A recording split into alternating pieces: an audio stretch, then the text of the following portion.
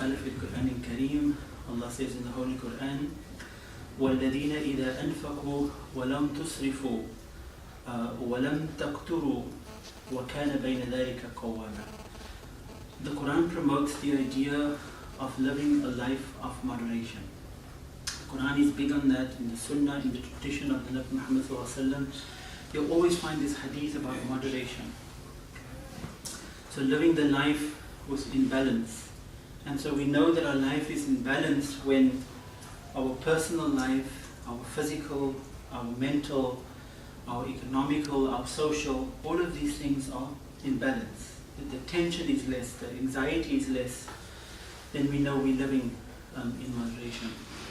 So therefore the Quran says in the hadith, in the verse that I've quoted, those who when they spend, they are not extravagant, nor are they stingy, but they have a healthy balance between those extremes. So the general rule of the Quran is that moderation applies to all different aspects of your life. So for example, when we give charity, when we're spending, we also don't overspend. It is the tradition of the Prophet to always have seen to his immediate family first. So his own needs were met, his immediate family's needs were met. We always mention that in every khutbah on Friday, and see to the needs of your loved ones. It's part of the khutbah, right? So charity begins at home. And then he would, whatever he had left, he would spend that which he did not need. He would spend. So often in our community we feel that the more we give, the more pious we become. Actually it's the other way around. The more we have seen to our needs of our immediate ones, or our loved ones, and what we have left spent, that is more piety according to the Quran. So we have to also save for a rainy day. It doesn't mean you have to spend so much and then you have nothing left for yourself. That's not a wise spender. Then the Quran says, Ya bani Adam, خُذُوا زِينَتَكُمْ عِنْدَ كُلِّ مَسْجِدٍ وَكُلُوا وَاشْرَبُوا وَلَا تُسْرِفُوا إِنَّهُ لَا يُحِبُّ الْمُسْرِفِينَ. So even when it comes to eating and drinking and the kind of clothes that we wear, there should also be moderation in that. So the Quran says, and it must have been at the time when people felt that when you go to the masjid you have to wear a particular kind of dress. And when you go to a stately function you wear a particular kind of dress. So the Quran reminded us, O children of Adam, wear your beautiful apparel at every time and place, even when you visit the mosques. And eat and drink, but waste not by excess, for Allah loves not the wasters. So wearing good clothes, wearing beautiful clothes is a sunnah. It is even sunnat Allah, it is part of the practice of Allah, right? Something that Allah prefers for us. But again, one has to be in moderation. You're not going to put flashy clothes to the masjid, and also you're not underdressed when you go to the masjid, and therefore also for other functions that you are attending. And the same goes for eating and drinking. The Nabi Sallallahu Alaihi Wasallam said that when you eat and drink, keep a quarter of your stomach filled with water, a quarter filled with food, and the other quarter with air, so that at least you can move and you can breathe. Sometimes, especially when it comes to these holidays and Gimba of Muslims, and Canadians move him and just So also moderation when it comes to eating. There are only 4 things that are forbidden in terms of food. One is dead meat. Apparently the blood has got, there's 2 types of blood that flows in and out from the heart. And because you don't know which one is the one that's oxygenated and purified, therefore all the blood has to be drained out. Now if an animal has died, the blood clots, right? And it infects the meat. So therefore eating dead meat is not wholesome. Blood is not halal to eat, because obviously we don't know which is the oxygenated blood and which is the blood that actually takes the waste out from the body. The flesh of the swine. There are many reasons why we shouldn't be eating the flesh of the swine. Some of them are silly reasons. Some of them makes more sense. I prefer to go with what is wholesome. Since the Quran is putting the flesh of the swine under the category of eating, there are many modern scholars who believe that it's perhaps it's because of the high content of fat in the flesh of the swine that makes it not so wholesome for human consumption. So there's nothing wrong with playing with a pig or touching the pig. You know, some people will go and kick the pig around, whatever. Allah only says don't eat it because it's not good for you. And that of which has been invoked the name of other than Allah. So obviously this is impiety when it comes to faith. If you know an animal has been offered to another god or deity, that is not halal for you to eat.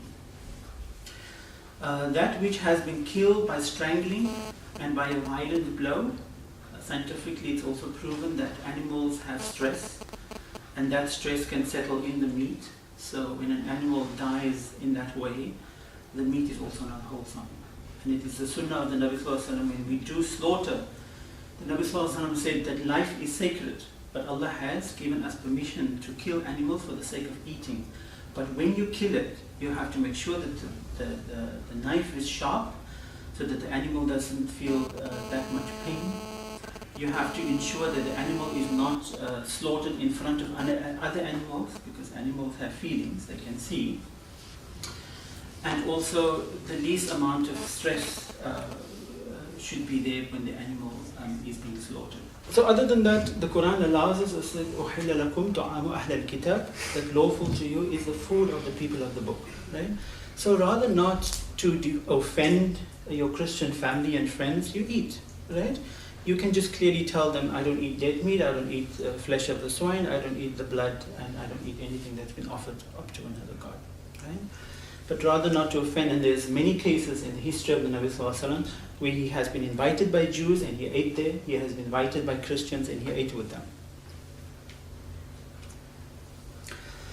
And also when we love, so love and hate, these are human emotions, you can't avoid it. But also when it comes to love and hate, we have to do this moderately. And there's a beautiful saying of Imam Ali. He says, أحبب حبيبك هونا ما عسى أن يكون غضيبك يوما ما واغضب غضيبك هونا ما عسى أن يكون حبيبك يوما ما. That love your lover moderately, for your lover may one day become your enemy. And hate the one you hate moderately, for that person may tomorrow become your beloved. And we have many examples of that. Right? Especially when we get into relationships, we are so in love, and a few years down the line we can't stand the person anymore. Right? So rather love moderately, and don't be too involved in the love. إن المبذرين كانوا إخوان الشيطان وكان الشيطان لربه كفورا. That truly those who are extravagant, they are the brothers of Shaitan. And the evil one is truly to your Lord ungrateful. Right? So wasting, being extravagant, it's all negative qualities of Shaitan. Right? So let us be aware of that. And then there's an interesting hadith about ibadah. Right? Even when it comes to our ibadah, our performing of spiritual deeds, that we also in that have to be moderate. You can't go sit on your musalla for the whole day and forget to make money to feed your family.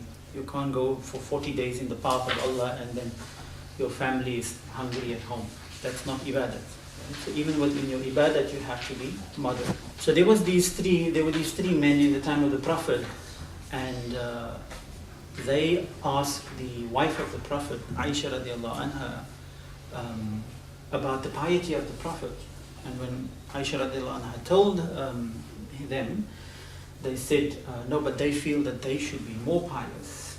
So the one person said that he will pray for the rest of his life. And the other one says he will fast for the rest of his life.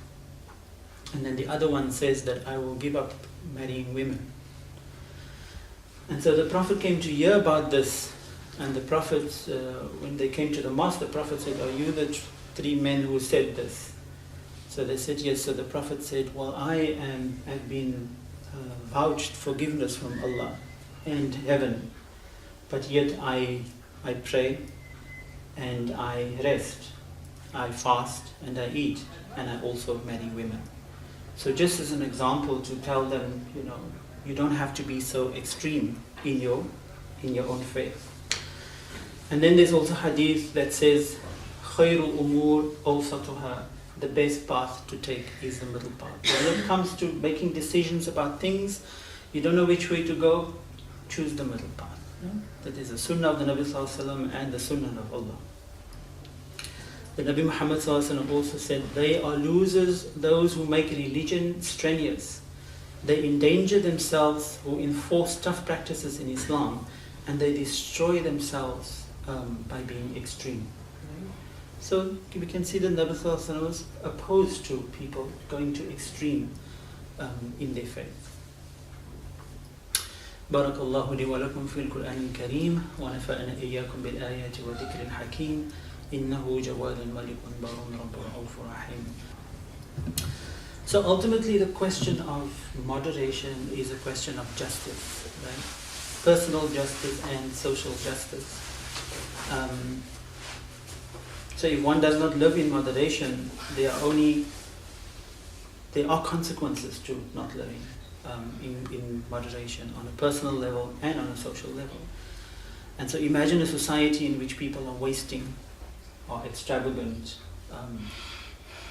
and what this will lead that society to. And also this kind of behavior is indicative of the fact that people are showing ingratitude towards Allah for what Allah has given them. Therefore the Nabi Sallallahu Alaihi Wasallam always said that I pray that Allah keep me amongst the poor, because at least if a poor person gets a piece of bread, they're going to value that. And he wanted to be of those who always value what Allah has given us. And we see that, when we have too much, we start not valuing it anymore, because it's there, it's accessible. It's also indicative of a lack of care for the limited resources we have on earth. I mean, often you hear about, lack of power, water being contaminated in certain parts of the world where people don't even have water.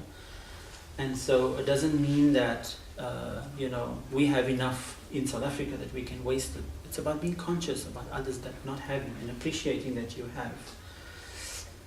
And also it's about caring for those who are not as privileged as us.